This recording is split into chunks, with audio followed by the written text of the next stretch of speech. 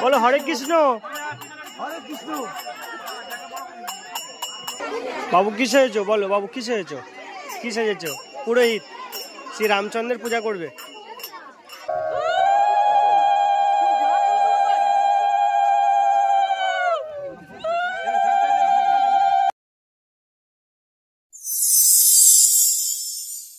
Mayapur ISKCON সম্পর্কে আমরা সকলে জানি এবং আমরা অনেকেই এই মায়াপুর ইস্কনে গিয়েছি। মায়াপুর ইস্কনের শাখা কিন্তু ভারতবর্ষের বিভিন্ন জায়গায় এবং দেশ বিদেশে ছড়িয়ে রয়েছে। আজ তোমাদের ইস্কন পরিচালিত একটি নামহট্ট মন্দিরের সঙ্গে পরিচয় করাবো। মন্দিরটা অবস্থিত আমার বাড়ির কাছেই, গোড়েরহাটে। গোড়েরহাট সংলগ্ন এই মন্দিরটা অবস্থিত। আর এই মন্দিরে আজ থেকে শুরু হচ্ছে বার্ষিক যে অনুষ্ঠান, সেই অনুষ্ঠান। আর এই অনুষ্ঠানের মধ্যে অন্যতম একটা ইভেন্ট থাকছে রূপসজ্জা।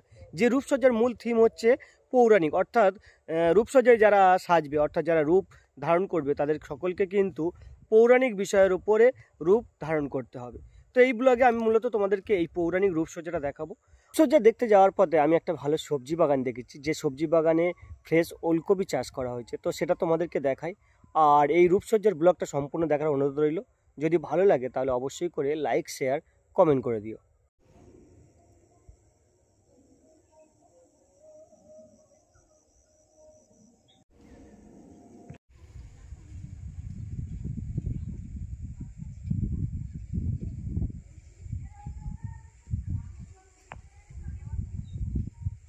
তো ফাইনালি চলে এসেছি গোড়েরহাট হরে কৃষ্ণ মন্দির, অর্থাৎ ইস্কন মন্দির। এটা একটা নামহট্ট মন্দির। আর আজকে যেহেতু বার্ষিক প্রোগ্রাম হবে, তাই মন্দিরের গেটটা কিন্তু ড্রাই ফুল দিয়ে সাজানো হয়েছে খুব সুন্দর করে। তো চলো মন্দিরের ভিতরটা একটু তোমাদেরকে দেখাই।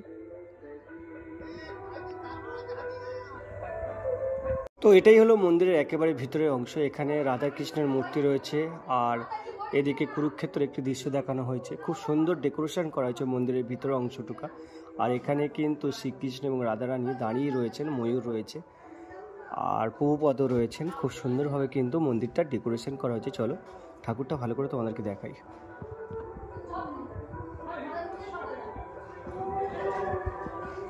মন্দিরের চতুর্দিকটা কিন্তু সবুজ আর সবুজে শস্য ক্ষেতে ভরা। এদিকটাতে চাষ করা হয়েছে ফুলকপি, এদিকে সবেমাত্র চাষ করা হয়েছে ঢেঁড়স গাছ, আর দূরে রয়েছে প্রচুর টমেটম গাছ। একজন কৃষক চাষি ভাই, তিনি কিন্তু এই রোদে দুপুরেও কিন্তু তার কাজ করে যাচ্ছে। আর এদিকটা অসাধারণভাবে কিন্তু সবুজে সবুজে ভরে উঠেছে। আর ঠিক পিছন দিকটাতে রয়েছে প্রচুর পেয়ারা গাছ।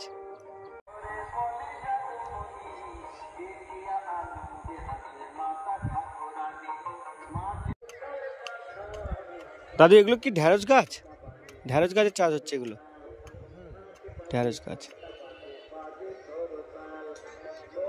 তো অনেকটা, এটা সব মতন তোমার জমি? অনেকটা চাষ করছো একা একা? লোক লেবার কিছু নাওনি? দাদু একা একা এই রোদ্দুরে কিন্তু চাষ করছে, একা একা মন্দির।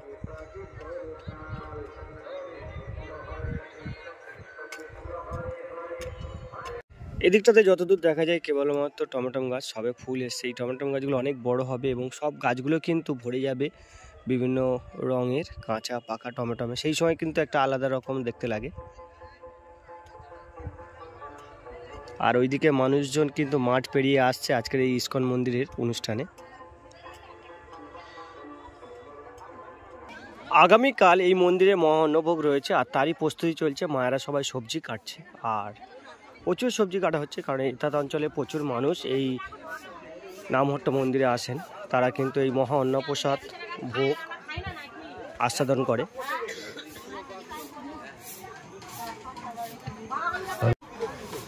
Hello district, hello district, hello.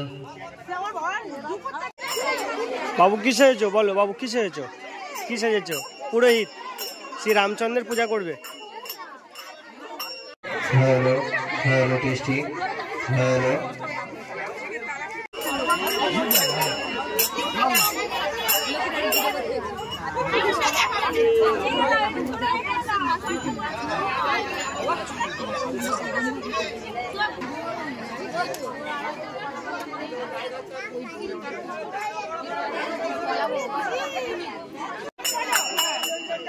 बोलो हरे कृष्ण।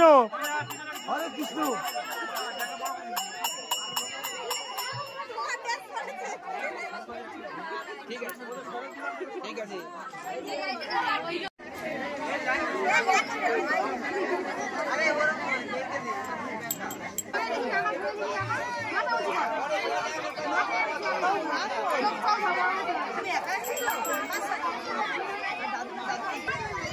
কাজল পাকরাশি, ইমন পাকরাশি।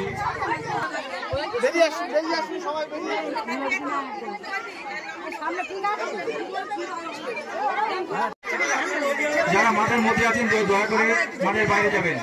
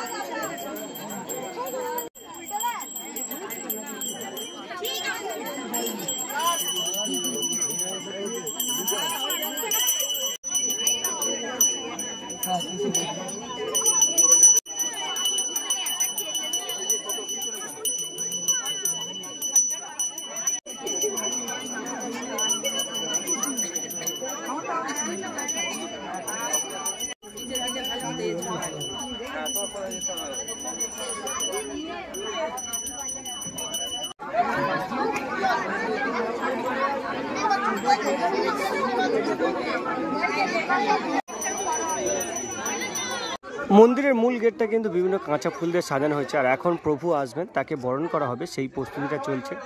তো প্রভু যখন আসবে সেই দৃশ্যটাও তোমাদেরকে একটু দেখাই।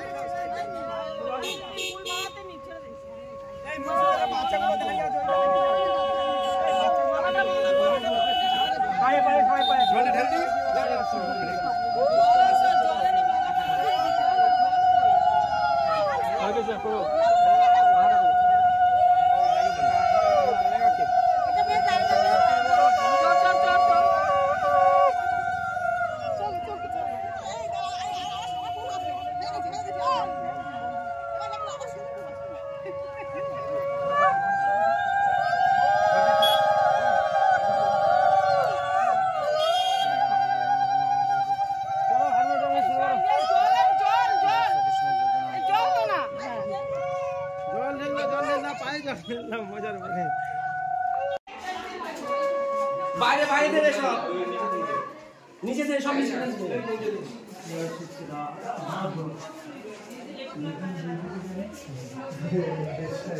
নৃত্য করছে, নৃত্য ভাবে আছে। গোনেরহাট নামহট্ট ইস্কন মন্দিরের এই ব্লগটা এখানে শেষ করলাম। এই পৌরাণিক রূপসজ্জার ব্লগটা কেমন লাগলো অবশ্যই কমেন্ট করে জানাবে। আর এরকম ধরনের বিভিন্ন মেলা, গ্রাম্য মেলা দেখার জন্য চ্যানেলটা সাবস্ক্রাইব করার অনুরোধ রইল। দেখা হবে নতুন কোনো জায়গায়, নতুন কোনো ব্লগে। ততক্ষণ ভালো থেকো। Till then, take care.